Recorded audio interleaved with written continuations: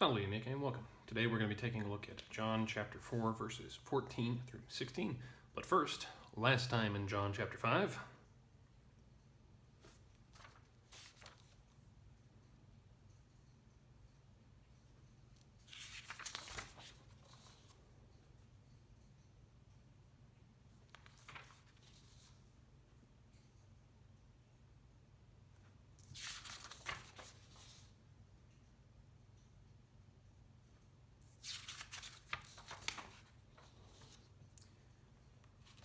here is our rubric, everything that we're looking for as we go through the text. Well, let's get started. Postea invenit eum Jesus in templo, et dixit illi, ecce, sanus factus est, iam noli peccare ne deterius tibi aliquid contingat.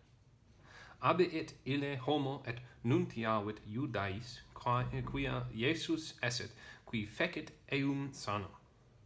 Propter ea, persequabantur Iudai Jesum, quia haec faciebat in sabbato. There we have that.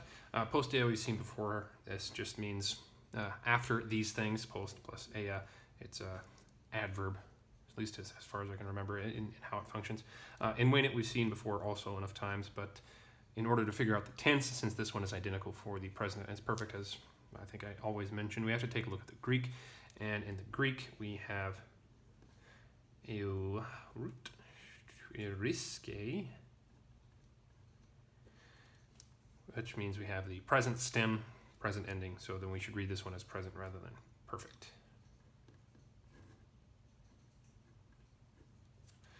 And it means to find, just as eurisko means, we get the word eureka from euriske. Eum, we've also seen before, don't need to parse that, or Jesus.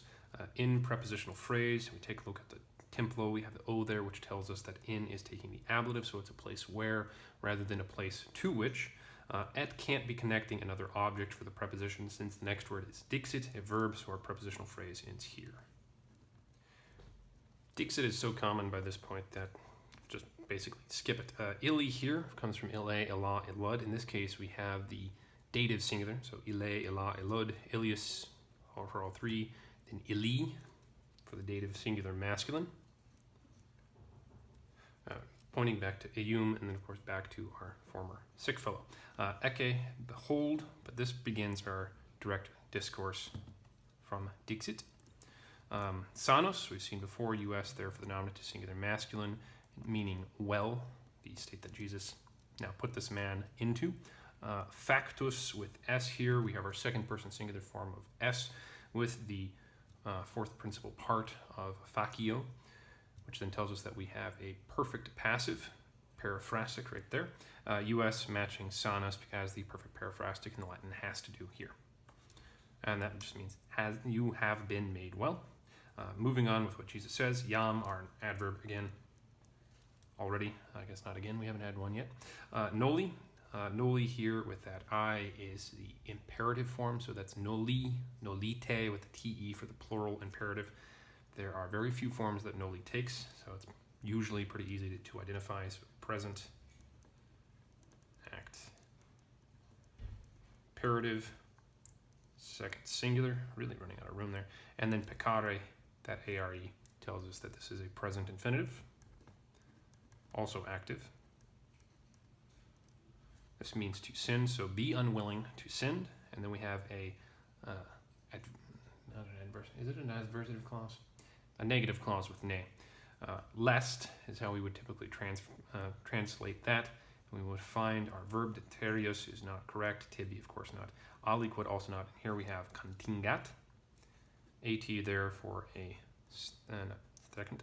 Third person singular. This is contingo, contingere, which makes it a third conjugation, which then means that the A is telling us that this is, no, it can't be future because that would be es et emus etis ent.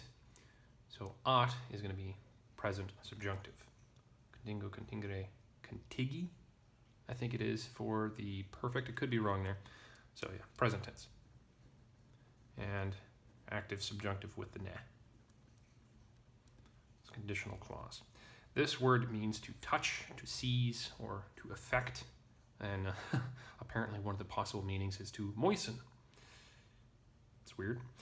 So what is doing that? Well, tibi is going to be the object of what is contingat, so you would touch to a dative, or you could seize a dative. I think with other words of seizing, it's probably just the accusative as the direct object. But the idea here would be that you have a dative of reference. In this case, it's going to be a dative of disadvantage. So dative singular. Disadvantage because we've got this adjective right here modifying aliquid, a uncertain thing. So something sees you something. What type of something? Why, a ius, a neuter, nominative singular, comparative adjective meaning worse. And the ending of verse 14 is also going to end Jesus' speech. So I'm going to put quote marks there. I was tempted to put in moisten, but yeah, that doesn't really fit. Like one of H.P. Lovecraft's sea monsters comes out and touches you. Clammy hands. But no, not that type of bad. Moving on, we have Ile here as our subject, referring to the man rather than to Jesus. If it were Jesus, then I think a repetition of his name would be all that's necessary. But instead, the translator into the Latin is keeping consistent. So we have an Ile here. Ile is going to be the same guy. Abiit is our verb from eo ire, e, or iwi. We have this double I, which tells us that this is the perfect form of this. Ab means away from, so that one went away from a third singular perfect tense, active, indicative of the irregular verb, the nominative singular masculine. Referring, which I missed earlier, homo, another nominative singular masculine. Even more clarification that it's not Jesus now. Now it's the man who is not named. Jesus is named, so he wouldn't be referred to as homo, except when he refers to himself when he says the Son of Man, which I think it's homo each time. Et nuntiavit, it right there with the v addition to the stem tells us that this is going to be a perfect tense, just like that verb here, so I'm not going to bother parsing it again.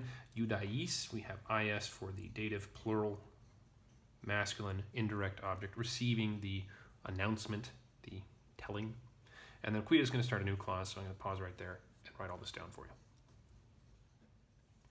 And then in this next clause, we have, following the quia, we have a indirect question with esset, which is a subjunctive. We've seen this form beforehand, so I don't need to, I hope at least I don't need to explain it. Sorry, that was mean. Sorry. You can yell at me in the comments. It's a third singular imperfect tense because that's the present infinitive stem. It is active, and it is, as I said, subjunctive as the indirect question. Note that qui is not part of the indirect question. Instead, it's just a normal relative clause. This is the indirect question part of it. This is just explaining what it is that Jesus happens to be. This is the definite. This is the questioning part of it. Nominative singular masculine, of course, with Jesus. Fecit, we have it right there for the third person singular. The stem has changed from an A to an E, telling us that this is also perfect, keeping with the sequence of tenses throughout these verses. Eum, don't need to parse, and sanum, we don't need to parse. Now we know that he's talking about himself. And I'm going to write that down, and then we'll finish off with 16. Then into verse 16. We have propter ea, which is a similar formation as post ea, but while post ea means afterward, after these things, because of the preposition post, propter ea instead has the meaning of therefore, or on account of these things. On account of these things would be the more literal understanding of it, because propter meaning on account of, and then ea taken as the neuter plural in this case. But again, a adverb, as with up here, at least from what I can remember. Per sequabantur, we have bantur as our ending. Bant telling us that this is the third person plural imperfect tense, and it is not active because we got the UR right there. So it's passive, but indicative because the imperfect doesn't form this way, and subjunctive forms off of the infinitive. And eudai, with that I right there, we know that they're going to be our nominative plural subject matching our verb. Note that this isn't just follow, this is per follow. So there's more intensity behind that, following behind someone as in to pursue them, similar to what the Greek word means, which is, according to the note, adiokon. So it can mean just to follow somebody or to hunt them down, but really the idea going on here is that they're persecuting you. Again, same as what the Greek means, which I should actually break down for you. So that's